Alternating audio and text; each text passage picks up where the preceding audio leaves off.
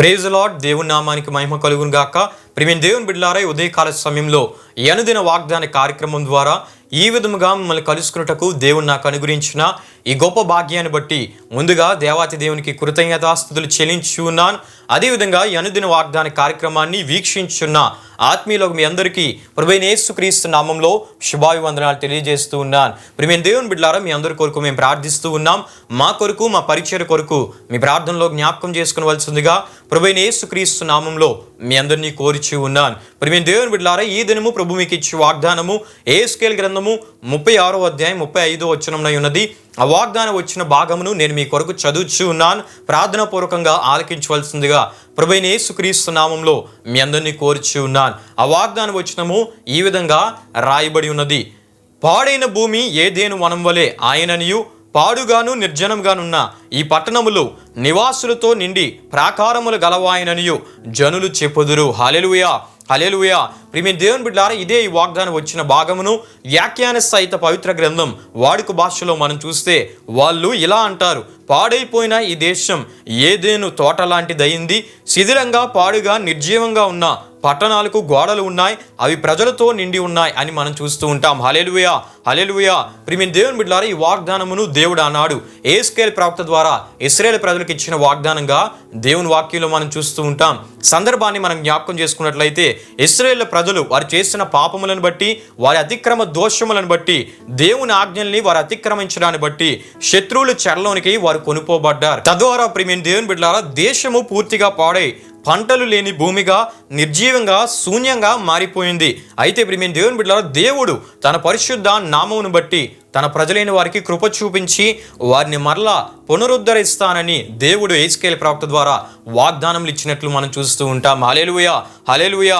ప్రియమైన దేవుని బిడ్డలారా, దేవుడు మాట్లాడుతూ మిమ్మల్ని తిరిగి పునరుద్ధరిస్తాను, మిమ్మల్ని నూతన పరుస్తాను, మీ దేశాన్ని ఆశీర్వదిస్తానని దేవుడు వాగ్దానములు ఇచ్చారు. ప్రియమైన దేవుని బిడ్డలారా, ఈ విధంగా మరలా సమస్తాన్ని నూతన పరిచి తన ప్రజలను ఆశీర్వదించట్లో దేవుని ఉద్దేశం ఏంటంటే, తన ప్రజలు మాత్రమే కాకుండా ఇతర జనములు కూడా ఆయన శక్తిని, ఆయన కృపను, ఆయన గొప్పతనమును, ఆయన మహిమను తెలుసుకోవాలనేదే ఆయన ఉద్దేశమైనది. హల్లెలూయా, హల్లెలూయా. ప్రియమైన దేవుని బిడ్డలారా, దేవుడి వాగ్దానం ద్వారా ఆనాడు తన ప్రజలైన వారితో మాట్లాడుతూ పాడైన దేశాన్ని ఏదేను తోటవలే, అంటే శాంతి, సమాధానము, సమృద్ధి, దేవుని సన్నిధి, దేవుని ఆశీర్వాదాలతో కూడినదిగా మార్చివేస్తానని దేవుడు వాగ్దానం ఇచ్చాడు. హల్లెలూయా, హల్లెలూయా.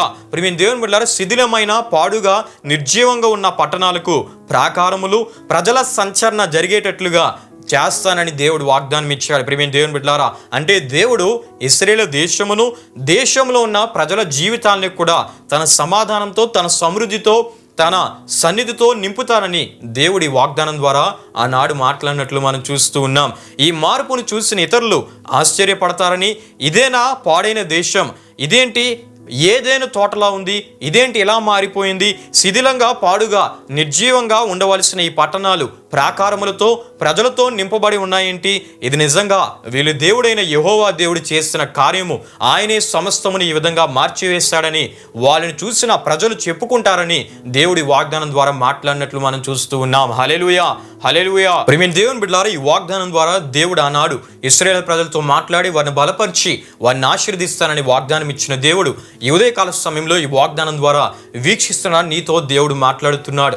ఒకవేళ నీ అవిధేయతను బట్టి, నీ పాపపు క్రియలను బట్టి, నీ అతిక్రమ దోషములను బట్టి నీ జీవితాన్ని పాడు చేసుకున్నావేమో, నీ జీవితాన్ని రోగములతో, అప్పుల బాధలతో, మానసిక సమస్యలతో, కుటుంబ సమస్యలతో, ఆధ్యాత్మికంగా పడిపోయిన స్థితిలో నీవు పాడు చేసుకున్నావేమో, పాడైన స్థితిలో నీవు ఉన్నావేమో, పాడైన జీవితంగా నీ జీవితాన్ని మార్చుకున్నావేమో, దేవుడి వాగ్దానం ద్వారా నీతో మాట్లాడుతూ ఉన్నాడు.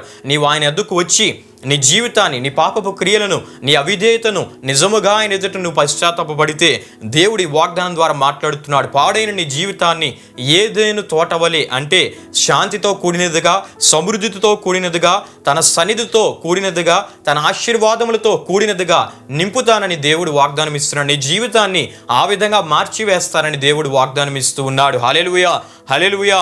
ప్రియమైన దేవుని బిడ్డలారా, అప్పుడు ఎప్పుడైతే దేవుడు ఈ విధంగా మార్చివేస్తాడో అప్పుడు నీ జీవితాన్ని చూచిన వారు వీళ్ళ దేవుడు గొప్ప దేవుడని దేవుని మహిమపరిచేటట్లుగా నీ జీవితాన్ని మార్చివేస్తానని దేవుడి వాగ్దానం ద్వారా మాట్లాడుతూ ఉన్నాడు. ప్రియమైన దేవుని బిడ్డలారా, దేవుని వాక్యంలో మనం చూస్తే ఇటువంటి కార్యాలు దేవుడు మాత్రమే చేయగలడని మనం చూస్తూ ఉన్నాం.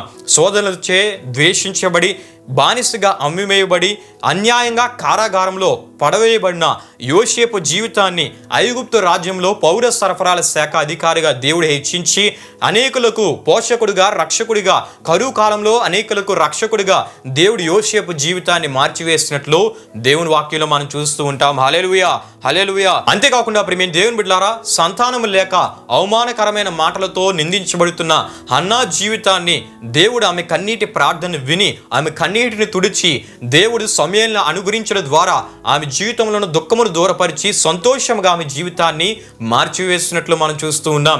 2000 దయ్యములతో పీడింపబడుతున్న ఒక వ్యక్తిని దేవుడు ఆ వ్యక్తిలో ఉన్న అపవిత్రాత్మలను గద్దించడం ద్వారా ఆ వ్యక్తిలో ఉన్న అపవిత్రాత్మల నుండి ఆ వ్యక్తికి ఆ బంధకం నుండి విడుదల కలుగు చేయడం ద్వారా ఆ వ్యక్తి జీవితాన్ని ఒక స్వార్థికుడిగా యేసుక్రీస్తుని గురించి తెలియపరిచే స్వార్థికుడిగా ఆ వ్యక్తి జీవితాన్ని మార్చివేసినట్లు మనం చూస్తూ ఉంటాం.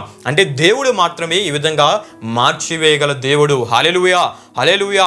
ఆనాడు యోసేపు జీవితాన్ని మార్చిన దేవుడు, హన్నా జీవితాన్ని మార్చిన దేవుడు, 2000 దయ్యముల చేత పీడింపబడుతున్న ఆ వ్యక్తి జీవితాన్ని మార్చిన దేవుడు నీ జీవితాన్ని కూడా మార్చగల శక్తి కలిగిన దేవుడు. గనుక ఈ వాగ్దానాన్ని వీక్షిస్తున్న నీ జీవితంలో కుటుంబం ఆరోగ్య సమస్యల విషయాల్లో ఆత్మీయ స్థితి విషయంలో పాడైన స్థితిలో పాడైనట్టుగా నీ జీవితం నీకు కనిపిస్తున్నట్లయితే, పాడైన స్థితిలో నీ జీవితం ఉన్నట్లయితే దేవుడి వాగ్దానం ద్వారా మాట్లాడుతున్నాడు. నువ్వు ఆయన ఎద్దుకు వస్తే, నువ్వు ఆయన ఎద్దుకు వచ్చి నువ్వు ప్రార్థిస్తే దేవుడు నీ పరిస్థితులను మార్చివేస్తానని, ఆయన కృపతో నీ జీవితాన్ని పుష్కలమైన ఆశీర్వాదాలతో నింపుతానని, ఏదేను తోట వలె నీ జీవితాన్ని ఆనందకరంగా శాంతితో సమాధానంతో సమృద్ధితో తన ఆశీర్వాదంతో కూడినదిగా నీ జీవితాన్ని మార్చివేస్తానని, నీ మార్పును నీ జీవిత మార్పును నీ జీవితంలో దేవుడు కలుగు చేసే మార్పును చూచిన వారు ఇతరులు దేవుని శక్తిని గుర్తించేలా నీ జీవితాన్ని మార్చివేస్తానని దేవుడు వాగ్దానం ఇస్తున్నాడు. కనుక ఆనాడు ఇశ్రాయేలు ప్రజలకు ఇచ్చిన ఈ వాగ్దానమును నీ పట్ల నెరవేరుస్తానని దేవుడు ఈ వాగ్దానం ద్వారా మాట్లాడుతున్నాడు.